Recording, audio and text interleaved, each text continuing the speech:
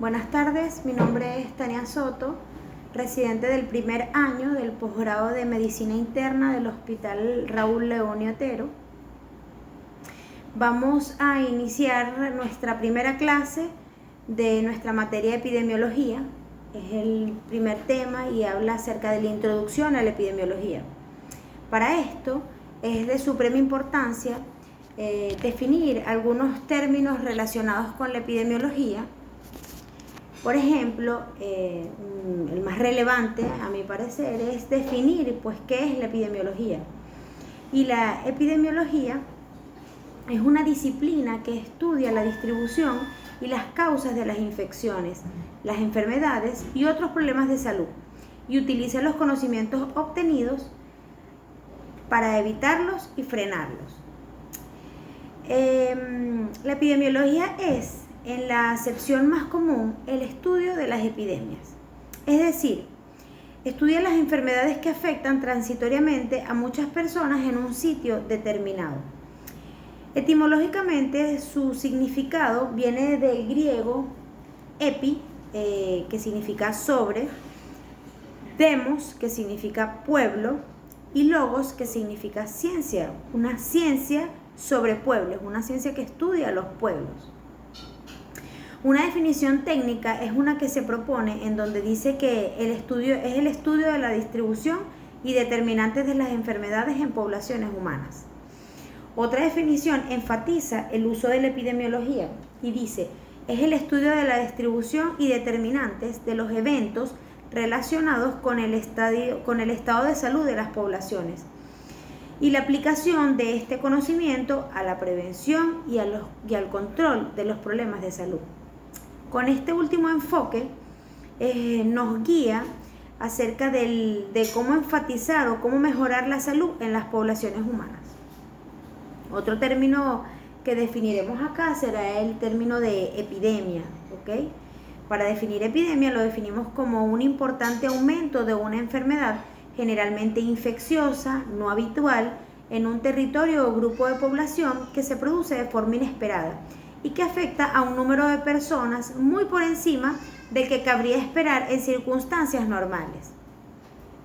Cuarentena es la separación física y o la restricción de movimientos de una población sana expuesta a una enfermedad infecciosa. Caso primario. El caso primario se define como un individuo que introduce una enfermedad en el grupo de estudio epidemiológico. Con enfermedades nuevas, por ejemplo, como el COVID-19, es muy frecuente que no se logre conocer con certeza cuál es el caso primario. Sin embargo, cuando hablamos de caso índice, se define como el primer caso que causa sospecha en el equipo de epidemiólogos. En el caso del COVID-19, se sabe ya que los casos índices eran trabajadores de un mercado de Wuhan en Hubei, China. Para definir pandemia lo definimos como la propagación mundial de una nueva enfermedad, ¿ok? Huésped lo definimos como una persona o animal vivo, incluyendo las aves y los artrópodos, que en circunstancias naturales permite la subsistencia o el alojamiento de un agente infeccioso. Infección es la entrada y el desarrollo o multiplicación de un agente infeccioso en el organismo de una persona o animal. Infectividad. Infectividad es la capacidad del agente infeccioso de poder alejarse y multiplicarse de un huésped. Patogenicidad. Patogenicidad se define como la capacidad de un agente infeccioso de producir enfermedad en personas infectadas. Virulencia. Virulencia es la capacidad del agente infeccioso de producir casos graves y fatales. Infección inaparente. Es la presencia de un agente infeccioso en un huésped sin que aparezcan signos o síntomas clínicos manifiestos. Solo puede identificarse por métodos de laboratorio. Ok, ahora vamos a hablar qué relación tiene la epidemiología en otras ciencias. Por ejemplo, cómo se relaciona con la salud pública, la estadística, la sociología y otras ciencias más. Y vemos que la salud pública es una disciplina que está encargada de proteger la salud a nivel poblacional. En este sentido, la salud pública busca mejorar las condiciones de salud de las comunidades mediante la promoción de estilos de vida saludables, las campañas de concientización y educación y por ende la investigación. ¿Cómo se relaciona con la estadística? Bueno, pues la estadística es una ciencia que estudia recolección, análisis e interpretación de datos, ya sea para ayudar en la toma de decisiones o para explicar condiciones regulares o irregulares de algún fenómeno o estudio aplicado. ¿Ok? La relación que tiene con la epidemiología es que nos permite reconocer cuáles son las posibles explicaciones de la etiología de brotes epidemiológicos, obteniendo un pronóstico de la evolución de cierta patología en determinada población. Con la sociología se relaciona porque esta es una disciplina social que estudia fenómenos colectivos que se producen por la actividad social de seres humanos dentro de un contexto histórico-cultural. Por lo que la epidemiología se relaciona con esto en ver la fenomenología de distintas enfermedades a lo largo de la historia en distintos asentamientos y en distintos grupos humanos. Muy bien. ¿Cómo se relaciona con la demografía? Pues la demografía se encarga de estudiar poblaciones humanas, de su dimensión, su estructura, su evolución, al igual que las características generales. Por consecuencia, se relaciona con la medicina clínica, haciendo el cálculo de los enfermos que pueden aparecer conforme al paso de los años. Con la economía, ya que es una ciencia que estudia el comportamiento económico de agentes individuales, ya sea como producción, intercambio, distribución de consumos, bienes y servicios, que se encargan de satisfacer pues necesidades humanas y el resultado individual y colectivo de la sociedad, teniendo una especial relación con la epidemiología, ya que nos permite ver el coste de programas epidemiológicos, pues programas de prevención. Con la ecología se relaciona porque es una ciencia que estudia seres vivos, el ambiente, la distribución, la abundancia y cómo estas propiedades son afectadas por la interacción entre otros organismos y su ambiente. Ahora vamos a hablar de la cadena epidemiológica.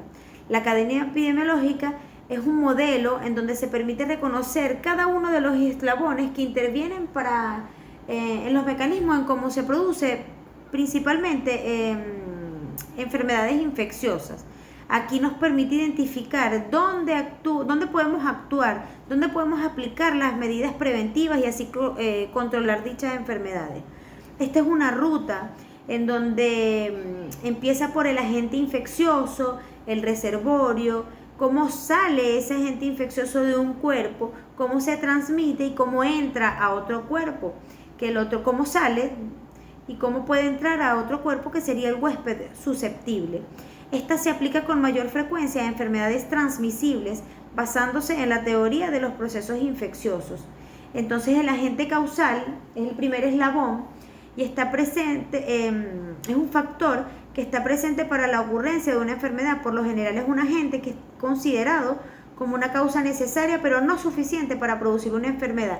En estos agentes tenemos, por ejemplo, bacterias, virus, parásitos. Esos son los agentes causales que pueden ser reservorio.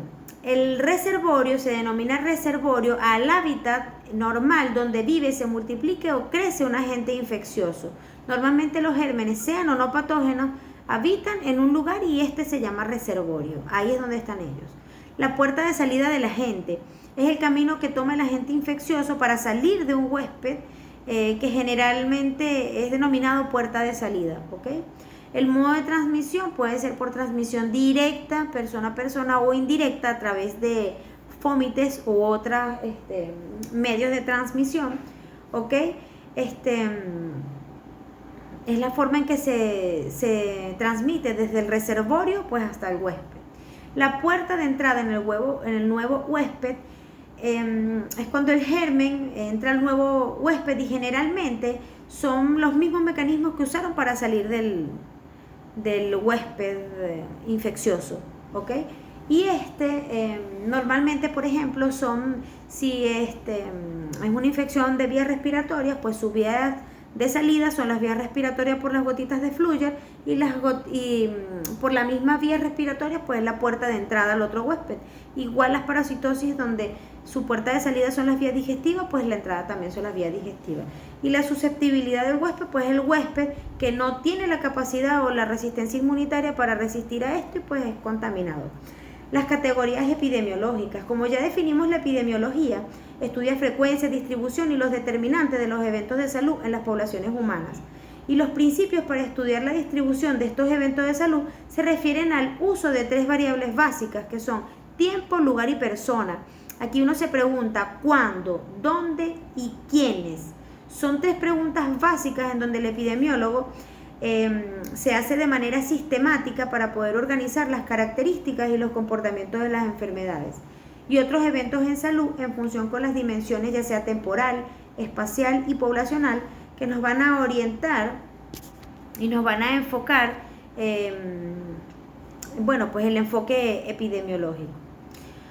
Otra de las categorías epidemiológicas, otras no, ampliando más, pues cuando hablamos de tiempo, se refiere a que, por ejemplo, las enfermedades infecciosas suelen ser agudas o algunas como la influenza tienen estacionalidad, lo cual nos permite anticipar la ocurrencia y de adoptar medidas preventivas a ellos.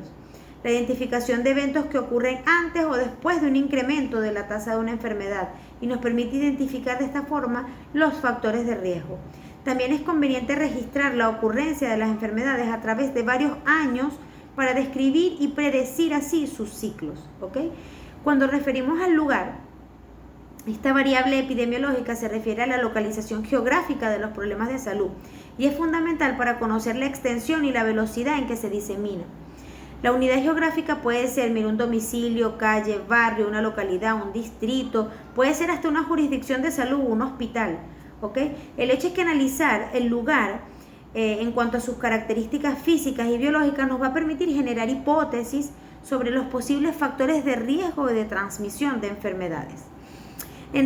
Cuando hablamos de la variable persona, esta es una característica, las características de las personas, ya sean edad, género, estado nutricional, hábitos, conducta, ocupaciones, todo esto nos permite identificar la distribución de las enfermedades y los posibles grupos y factores de riesgo.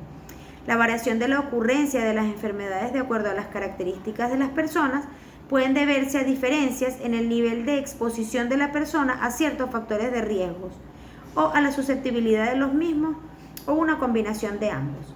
Muchísimas gracias. Es importante todo esto porque de esta forma pudimos ver la importancia que tiene la epidemiología con la salud.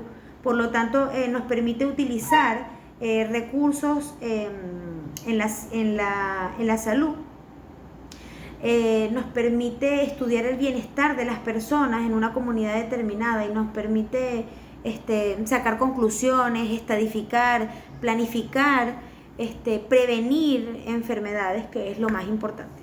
Muchísimas gracias.